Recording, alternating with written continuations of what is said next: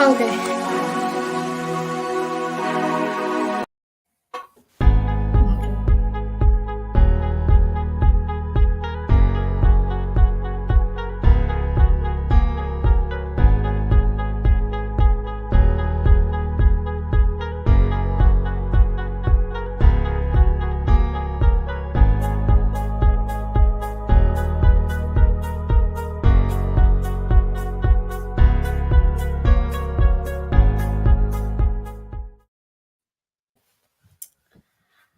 Greetings of the day, everyone. Today we have Jerome, who is Managing Director at Hexagon Data Services, which is based in London right now.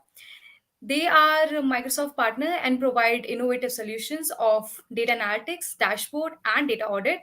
Now let's gain some knowledge about data lakes, SQL Server, and Data Factory from Jerome. So over to you, Jerome. Thank you. It's great to be with you today.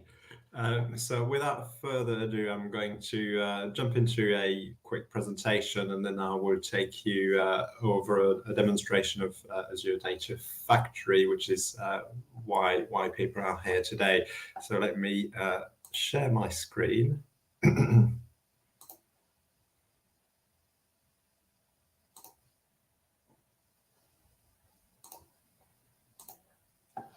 So hopefully you should be able to see my first presentation slides. So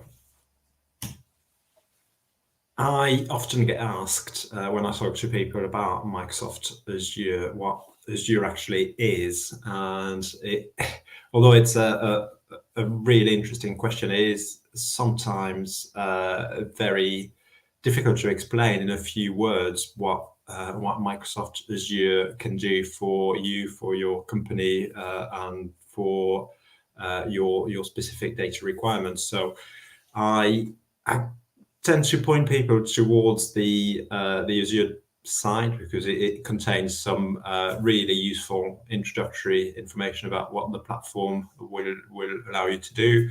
And I quite like the new landing page, and they've really turned it around to focus on the users. So Azure is Microsoft's cloud platform, but it's also a set of tools and frameworks that are openly available in a either server environment or serverless environment. I'll come back to that throughout my presentation.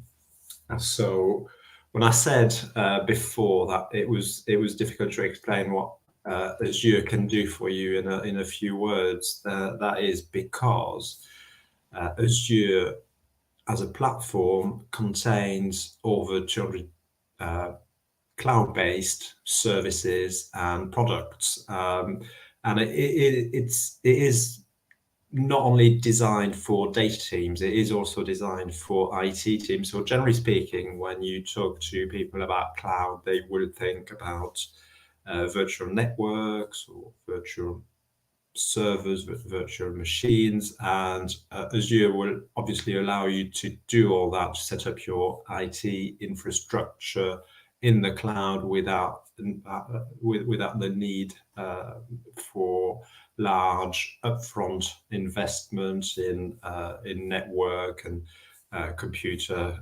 infrastructure. So from that point of view, it is a fantastic platform, and it is widely used. And also it allows companies to manage their user accounts through Active Directory and so on. But I'm not going to cover that aspect of Azure today. What I want to show you today is what you can do with Azure from a data point of view, because Azure also contains fantastic tools and services that allow you to leverage your data and use your data, manage your data in a really, really effective way. I'm going to focus on the data team aspect of Azure today. So before I go into the three aspects that we've mentioned before, which are data lakes or data storage, SQL Server, and Data Factory, just wanted to give you a brief overview of the key data tools that you can access in Microsoft Azure. So obviously you've got storage accounts, which allow you to store unstructured or semi-structured data, such as images or JSON files, or any files that you want to store in an area that is easily accessible. And you've also got the ability to create SQL Server instances really easily. I'll come back to those 2 points during the demonstration.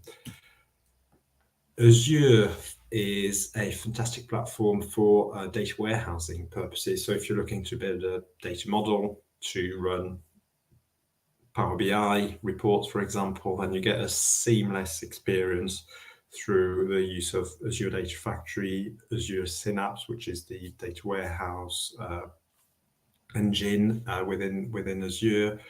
And you also have the ability to embed Power BI reports within Azure, which can lead to cost savings when it comes to licensing.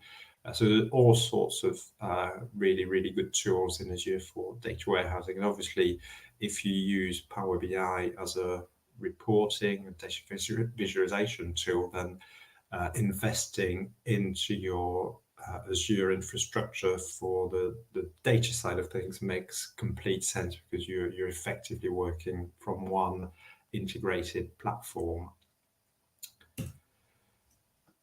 Azure is also good a good tool if you're looking to use some AI capabilities out of the box, so without having to write your own code. And there's a set of services within Azure Cognitive Services that really very easily through API calls, for example, allow you to perform certain tasks on either text or images. So you can get sentiment analysis from a piece of text, so whether a comment made on a product on a website is positive, negative, or neutral, and you can analyze that data really quickly.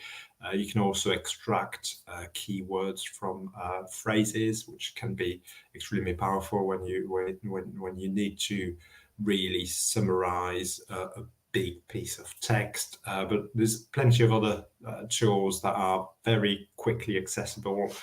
So for example, you can analyze images and get a lot of information about images using cognitive services, translate text. So there's plenty of out-of-the-box tools for AI purposes. If you work in the data science space, then you'll also be pleased to know that you can use the Azure platform to run your machine learning models. So you can use the ML Studio within Azure to prepare your data, to build, train your models, but then also to deploy and manage those models into a production environment. So you get access to your notebooks, to your Python libraries. All that is available straight through the Machine Learning Studio, which is, again, another fantastic resource, which we're not going to cover today, but I just want to give you a bit of an overview of those capabilities. What Azure also allows you to do if you're looking to automate certain processes is to create through logic apps or Power.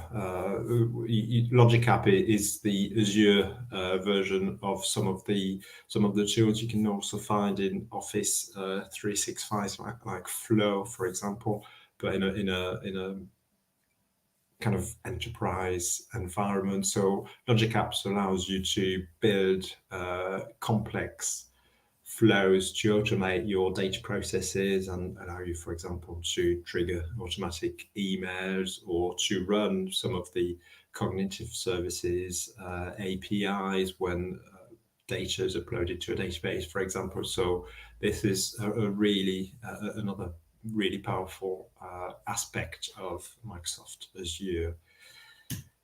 So as I said earlier in the presentation, today's focus is really on three things. So SQL Server, storage accounts, or data lakes.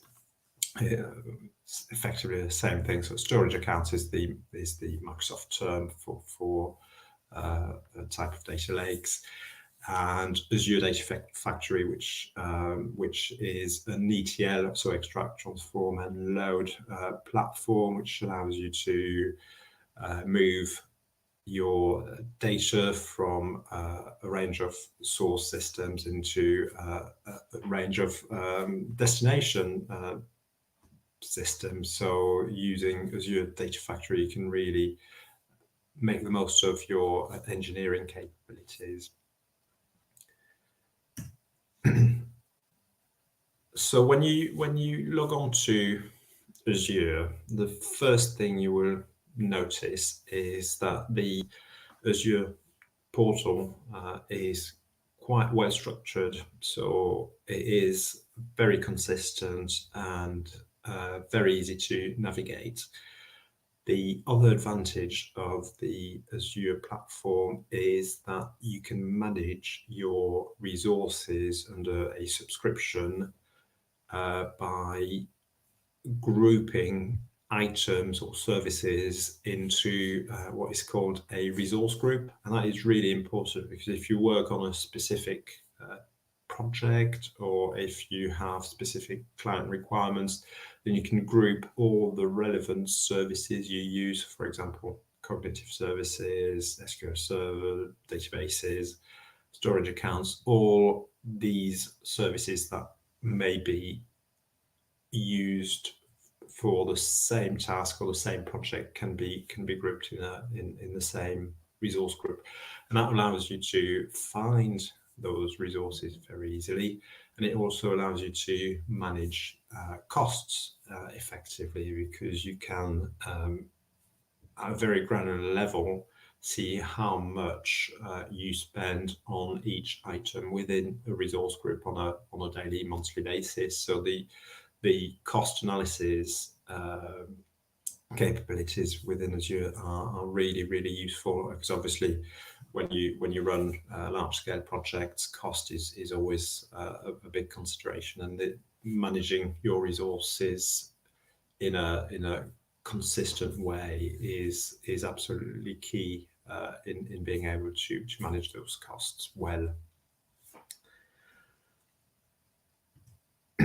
So one of the advantages of Azure is one of the services I use on a practically daily basis when I work on client projects or scope client projects is SQL Server. So you probably all know about SQL Server.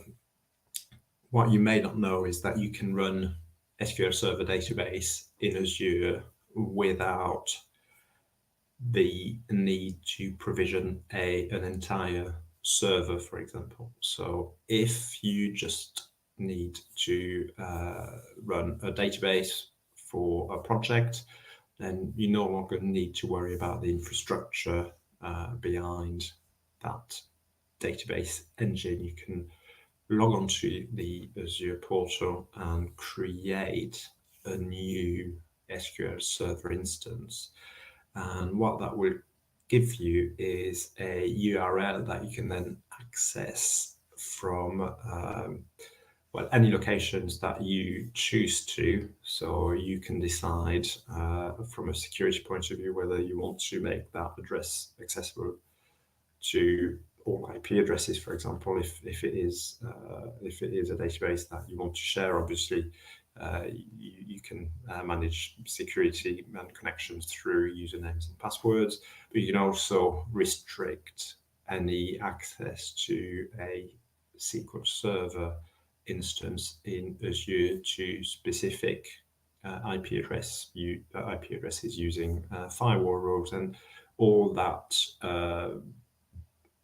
traditional database management is done directly through the Azure portal. So from the Azure portal, you can create server pools if you've got multiple servers that run together, and that will, if you've got a number of databases over over large-scale projects that can save a significant amount of money.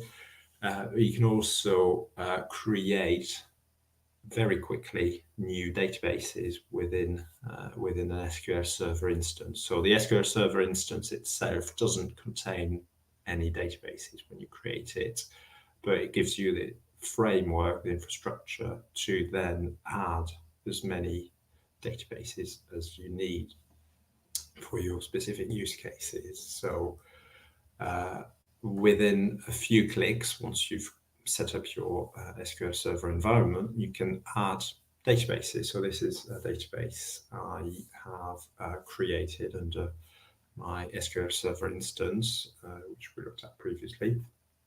And once you generate a new database, you can then monitor its performance, or you get an up-to-date view of the compute utilization. The reason that is important is because the cost of each database can be managed in a very dynamic way. When I say the cost, I also mean the resources. So you can very, very easily scale up and down a database depending on your daily usage, and that is one of the key advantages of using SQL Server in the cloud, is that if for an hour every day or every week you run a particularly intensive process, then you don't need to provision a vast amount of resources up front. You can set and change the scale of the database, or the pricing tier as it's called in Azure, to really suit your specific needs. And the way that is done is, as I said, by changing the pricing tier of your database. And this is extremely simple in Azure. So there's multiple ways you can do this, but the most popular way is to use the DTU model, or data transaction unit model, which allows you to, just using a very simple slider, to scale your database up and down, and you immediately get a sense of the cost, because this particular page will tell you for X number of DTUs what the monthly cost of the database will be. And once you're satisfied that the amount of compute power you require will meet your needs, you can apply those changes, and they will take effect within 2 to 3 minutes. So you can very, very rapidly scale any database in Azure up or down. So from a SQL Server point of view, you can see that you've got here a great framework for your database requirements. Obviously, many of you will be using SQL Server Management Studio, and you'll be pleased to know that you can access your Azure databases through SQL Server Management Studio.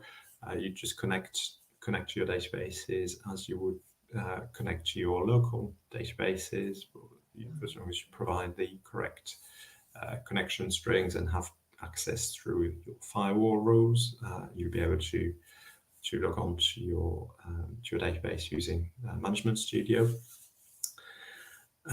Within the Azure environment, you can also very easily restore databases. So Azure will take care of the backups for you, so you don't need to worry about creating logs or having a separate storage account to store your backup files. All that is taken care for you within the Azure portal. And you can also obviously very easily restore a database from a backup through the user interface. So this was a whistle-stop tour of SQL Server within Azure. So now let's have a look at storage accounts. So storage accounts are really straightforward. So storage accounts or data lakes in Azure are also created in a matter of minutes. You only pay for the data you store, and the cost is relatively low. You're looking at a few cents per gigabyte per month of data you store, so it is very cost effective, and it is also a very responsive way of managing data, because you can create storage accounts in a matter of minutes. You don't need to buy large amounts of SSD drives and connect them to your network. You can literally, within a few clicks, create a new storage account, and within that storage account, you will have the ability then to create containers that can be used to store your files. You can see on this page that there is a reference to blob service. So blob is quite a common word in the kind of Azure environment. It's just it just means a file effectively, and the difference between a blob container and a data lake container, which are both under the Azure storage accounts, is that a blob service container doesn't allow you to create a folder hierarchy, whereas a data lake has the additional capability of having a folder type structure like you would find on your C drive, for example, on your machine. So that is the only difference between a data lake and a blob service, but the structure behind it is exactly the same, and the purpose is also exactly the same. So whether you use a blob service or a data lake, the objective of that storage account is for you to be able to store files, and again, these could be images or JSON files or CSV files that you want to use in data modeling, any types of files you need to save and store in an accessible manner. So talking about accessibility, when you create a storage account, Microsoft will generate a set of access keys for you, and you can use those access keys to programmatically connect to a storage account. So if you're writing a piece of Python code, for example, you can use the Azure libraries to connect to your storage account and use your access keys to authenticate your code against the storage account and download your files. If security is really a major concern, you can also constrain your storage account to being accessible from a specific network or range of IP addresses, or you can set your security parameters quite strictly through the Azure console. This is all manageable in a kind of graphical and user-friendly way. And once you've created an account and that you're satisfied with the security requirements, you can then create within that account one or multiple data containers. And these containers will then allow you to store your files. That is as simple as that. They're just repositories for files, and within the same storage account, you can have multiple containers. So in the same way as you can have multiple databases within the same SQL Server instance, you can have multiple containers within the same storage account. And that makes it really easy to keep projects separate. So if you've got data that you don't want all your clients to be able to see, but you might have data that relates to one specific client, then you can either create an individual container for that client or an individual storage account. So you've got a lot of flexibility within Azure to manage your security to your specific user requirements. So I'm now going to talk about Azure Data Factory. So for this, I am now logged on to one of my Azure Data Factory instances. When you use Data Factory in Azure, you get access to a slightly different portal, which is really dedicated to Data Factory. And there's actually quite a lot going on in that portal. So first thing you will see when you log on is some links to recent resources that you have accessed, and some links to perform popular operations like transforming data or orchestrating data pipeline. You can also use Data Factory to run SSIS packages in the cloud, so SQL Server integration services. If this is a tool that you're familiar with, you can, there is some integration between Data Factory and integration services. Then if you look on the left-hand side here, you will see 4 different icons, and these icons allow you to navigate your way around the Data Factory Studio. So currently we're on the home page.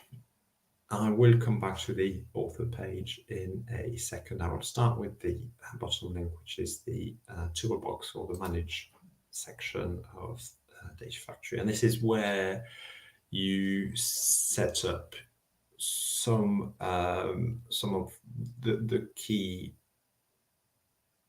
data infrastructure, if you like, requirements. So if you want to connect to database servers, then this is the place where you would create your connections to databases. So here in this particular example, under the linked services section, I've got live connections to 3 types of databases. So I've got an Azure SQL database. I've got a connection to an on-premises SQL Server database, which is running on an enterprise network. And I also have here a database in Azure, which is a MySQL database. So in addition to being able to create SQL Server database in Azure, you can also run MySQL as a kind of serverless database. If you need to connect to databases that are stored behind a firewall, you can also use what is known as an integration runtime in Azure, and this is a piece of software that is provided by Microsoft that you install on the source server, and it effectively allows you to open a secure port between your Azure Data Factory environment and your on-premises database server. So that is really useful if you run your data infrastructure in a kind of mixed environment where you might have some servers available internally and others in the cloud. Azure Data Factory allows you to store your code in version control, so you can use Git to manage your changes. This particular demonstration, Data Factory isn't connected to a Git repository, but that is very much a possibility within Data Factory. And the last thing I wanted to show you on this page is the triggers you can set. So Azure Data Factory allows you to, once you've built a data pipeline, to set certain triggers. So for example, if you want to run a pipeline once a day, overnight, then you can create a trigger and assign that trigger to your pipeline. And this is, I'm now going to move on to the monitor section of the Data Factory portal. And you can see that this is then where you can monitor the pipelines that have run. So Azure will tell you, you can specify a date range, and you can see your pipelines that have successfully run. You can also see if any is failed, and this is where you would get any relevant error messages. So if a pipeline has failed, Azure Data Factory will tell you which part of the pipelines failed and what the cause of the issue was. You can obviously set this so someone gets alerted if a pipeline fails. So it is extremely well managed in that respect. And obviously this is the key part of Data Factory. So this is where you create your data pipelines for ETL purposes. This is also under the author section where you manage your data sets or data flow. So you can see now that you have access to a new menu. So as soon as you click on author, you will see this menu on the left-hand side. And this gives you access to pipelines. So a pipeline is a series of data tasks or data transformations that you can trigger and manage. A data set is a connection to a particular data source or destination. So it can be an SQL Server table, or it could be a CSV file or an Excel file. The number and type of data sets you can create in Azure is quite vast. So you can see when you create a new data set that you've got many options to choose from. So you could potentially connect to an AWS S3 storage bucket if you needed to. You can also connect to RDS for Oracle through AWS or SQL Server. You can connect to your files that are saved in blob storage. You can connect to various types of databases within Azure, and the list goes on and on. So you can see it is quite comprehensive. You can connect to HTTP endpoints or APIs. Yeah, so it is the list of connectors is really good in Data Factory, and you will most likely be able to connect to most of the data sources that you need for your data transformation processes. Once you've set your data sets, then you can start building your pipelines. So I'll show you an example of a pipeline here. So this particular pipeline has got 3 tasks.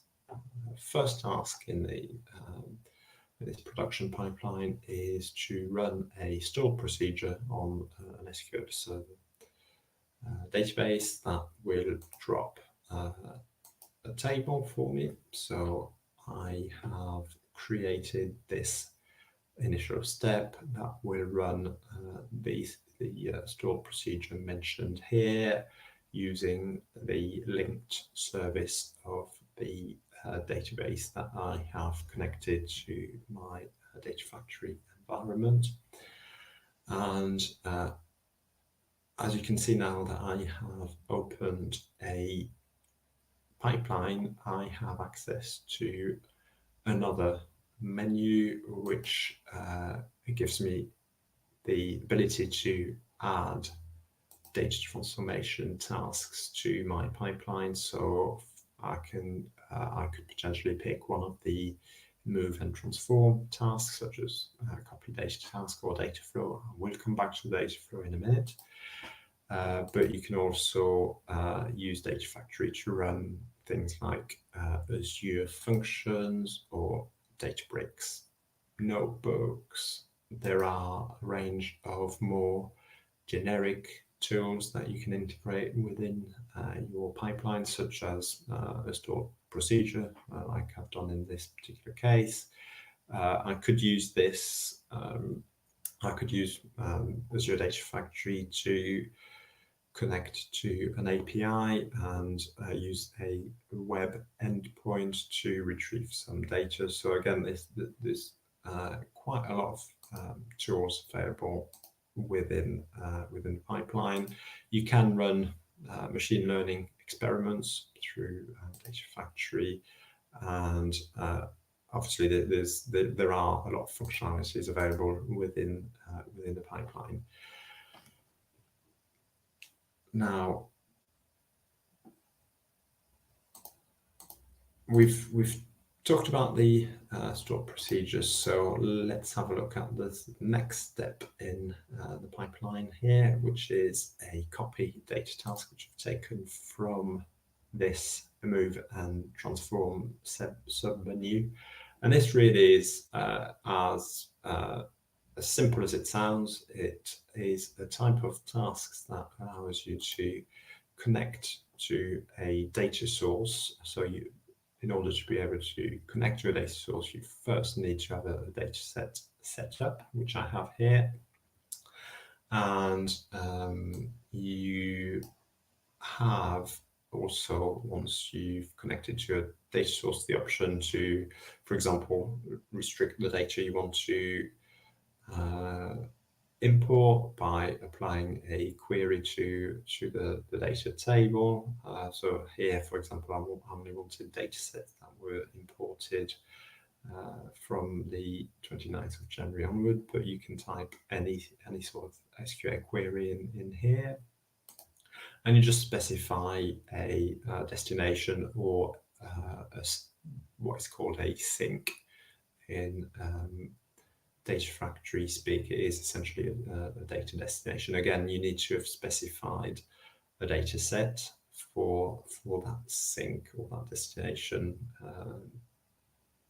table, which I have done here. And then you can specify certain parameters. For example, you if the data in the source system is likely to change regularly, then you can set this copy data task to automatically create a table, in which case once it has run first, you would need to write a pre-copy script to drop the database table. Obviously, if you set it to create, it will work the first time, but then the second time it might fail because the data table already exists. So you need a mechanism to delete that table. And then the mapping is done like this. So it's automatically mapped the columns, but you have the option to then amend the mapping if you choose to. The third and final task in this particular pipeline, and as you can see as well, these tasks will run in this particular sequence because I have linked them together. If you want to run certain tasks in parallel rather than running them in that kind of sequential way, then you have the option to just remove those links, and Data Factory will just run all three tasks at the same time. So I'm conscious of time, so very quickly I will show you what a data flow is. So a data flow is a very sophisticated way of transforming data between sources and destinations. So we've seen that we've got the option to use a straightforward copy data task here, but if you wanted to do something more clever, like creating new keys or selecting specific columns or creating aggregations or generating new columns, then data flows allow you to do all that. So a data flow works a bit like a copy data task. So you need to specify a source here and a sink at the end of the process. But what data flows allow you to do is build steps between your source and your destination data. So for example, here I have a set of new columns which I have created, and you have within Azure Data Factory, although it is a no code kind of environment, you have the ability to build new columns using code. So you get access to a visual expression builder where applicable. And if I just quickly show you the type of transformations you can perform through this list, you will be able to see that Data Factory is extremely powerful. So for example, it allows you to join tables together to check if data exists in another table, to do lookups, to create derived columns, to pivot and unpivot data. This is actually something I have been using surprisingly often. You can also flatten your data. You can filter it, sort it, alter it. So there's most of the transformations you need to do to a data set can be achieved by using one of the tools in the data flow environment. I'll just quickly show you this one, which looks at a slightly different type of structure. So here we've got two different sources that we're connecting together through a lookup task to generate a specific output for a specific data sink. So I've been talking for 44 minutes, so I'm going to wrap my presentation up, and I don't know if we have time for any questions.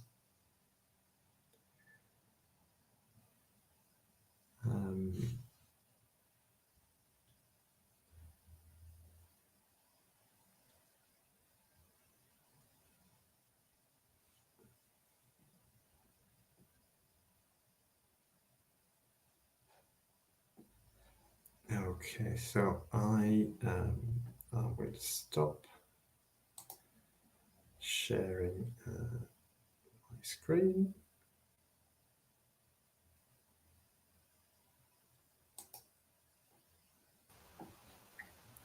Okay, so yeah, that was a great presentation, Jerome. Good. Yeah, Glad you we enjoyed. have some questions if you have like some time. Sorry. We have some questions Oh like, yes, yes, yeah. Go for it. Yes. okay, maybe Lakshit, you can add the first question by Ritika Sharma. What is the maximum size message that can be stored by Azure queues? That was the question on the Maximum server. size of message. Oh, Azure queues are quite small. I couldn't tell you off the top of my head the maximum size of the messages you can store in Azure queues, but it is quite small, I believe. Okay, I'm sure if you go on Azure and do a quick search, you should get a number for this. okay. Let's move to the next question. It is by Pranjal Sharma. What is the difference between HD Insight and Azure Data Lake Analytics? Again, that's a great question. It really depends on your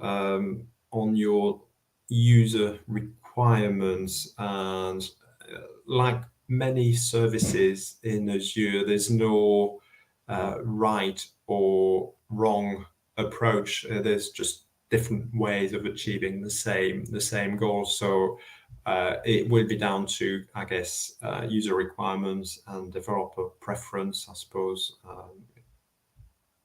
Okay. So, about the next question, how much data can be restored like once it has been deleted? Then, for how much for specific time the data can be restored by Azure? Yeah, so if you're talking about SQL Server, the default backup duration is set to 7 days when you create a database, but you can easily change that to have a longer retention period for your data. In terms of blob storage, I believe if you delete a file, then it is kept for 30 days if you select the soft delete approach when you set up your storage account. Okay, so it basically depends on the type of storage that you're using. Yeah, absolutely, yeah, yeah. Yeah, okay. So the next question is by Mayur Krishna. Can I pass parameters to a pipeline run? Yeah, that's another great question. Absolutely. So, obviously, because of the amount of time we had, this is not something I was able to cover, but yes, you can absolutely pass parameters to a pipeline. So, for example, if you have a list of 20 or 30 CSV files that you want to import into SQL Server, you don't have to manually pass those files individually. You can use parameters, and you can grab metadata from folders as well and pass the file names, for example, as parameters into a pipeline run. Yes, yeah, absolutely. Okay, about the next question, difference between data lake, data warehouse, and data factory. So a data lake is it's essentially just a storage area for you to keep your files together. So if you have JSON files, CSV files, images that you want to be able to store, then you would use a data lake for that type of semi-structured or non-structured file. A data warehouse, on the other hand, tends to be more structured, so it will, generally speaking, be based around SQL type tables, which have got quite specific structures and are quite rigid. And Data Factory is effectively a mechanism for moving and transforming data. So you would use Data Factory, for example, to copy data from a data lake source into a data warehouse environment, and that is quite a common scenario where you have files stored in data lakes that you want to move into a more structured environment for reporting purposes, analytics purposes, because once you've got data in a data model in a data warehouse, you can easily then connect to tools like Tableau or Power BI for visualization purposes. Okay. So the next question is by Rush Bhardwaj. How do I gracefully handle null values in an activity output? Yes, no. Unfortunately, there's no values are often problematic. So within Data Factory, I did briefly show you an example where I wrote a particular piece of code to create a new column, and I think in this particular example, I was using a function within Azure Data Factory that allowed me to find null values. So you get access to functions like is null or the coalesce function that allows you to replace values as well if there's no values available. And this is how I manage null values. Okay. So the next question is how can someone from non-computer background apply for data engineer role? Like maybe a yeah. Yeah, that's a really good question again. There are thankfully now many resources available online to help people learn about computing and data engineering. And actually, there's a lot of free resources on the Microsoft Learn platform. I don't know if this is something people use. It's certainly something I access on a regular basis to keep up to date.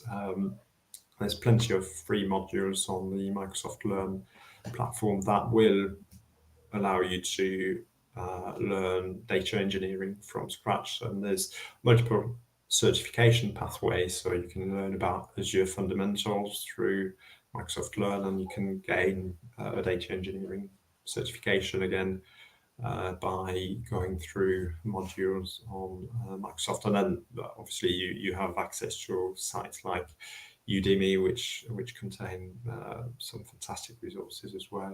And LinkedIn is a great resource, and communities like this are great resources for helping people gain knowledge and understanding of data roles. Okay. Yeah. Right. So is it only the courses that helps or for like grabbing a job or you should do something else like some certification you can do with Microsoft, right? Yeah. And projects, maybe internships that might help. What's your Yeah, thought on yeah. that? If you haven't got a computing background and you're looking to get a job in a data environment, then yes, absolutely. Internships, working on your own project, so finding something that is maybe unique or niche. There's so much data available now on the web that you can find your own project that will be innovative and that will be new and that might help a certain industry as well. So I know here in the UK, for example, I work a lot in the education sector, and Mhm. there is a lot of education related data that is regularly published by the government statistic agency, and just using data that is publicly available and maybe transforming something that is not very user friendly, like a set of CSV files which contain thousands of columns and hundreds of thousands of rows, into a nice visual dashboard, so that people can really understand what those big statistics mean. It is something that literally anybody who wants to learn can do at their own pace. Right. Agree. So the next question is by Praveen Nagar. How do I run a SQL query in a pipeline? So you can, if you use a copy data task, you can in the parameters run a piece of SQL code. So you can have a pre or post SQL code in those copy data tasks. You can run stored procedures as well, which contain SQL queries, or you can create a source that is built from an SQL query. So there are various options within Data Factory that for you to be able to run native SQL queries. Okay. So now we have the last question by Yash Bhardwaj. What has changed from private preview to limited public preview in regard to data flows? Oh, good question. This changes to data flows happen on a regular basis. I am not entirely sure what the latest changes to data flows are that have moved from private preview to limited public preview. Normally when I work on production projects, I tend to use the publicly available tools, because private preview and public preview tools may change over time and may be cancelled at any point as well. Power Query, for example, is within Data Factory, is a set of tools that I've not covered today, which is something else that is important about data flows, but about Data Factory, sorry. But Power Queries, for example, were in preview mode for a long time, and they're now available in public mode. Okay. But So again, I sorry, think Microsoft will keep a log, and if you go on the Azure website, you will be able to see which functionalities are publicly available and which are still in preview mode. okay. So that those were all the questions by the Right. audience, and that was a great session with you, Jerome. I hope Glad you we enjoyed do, it. yeah, that to join. Okay, thank you. Thank you. Thanks. Speak to you soon. Thank you. Bye. Yeah, bye.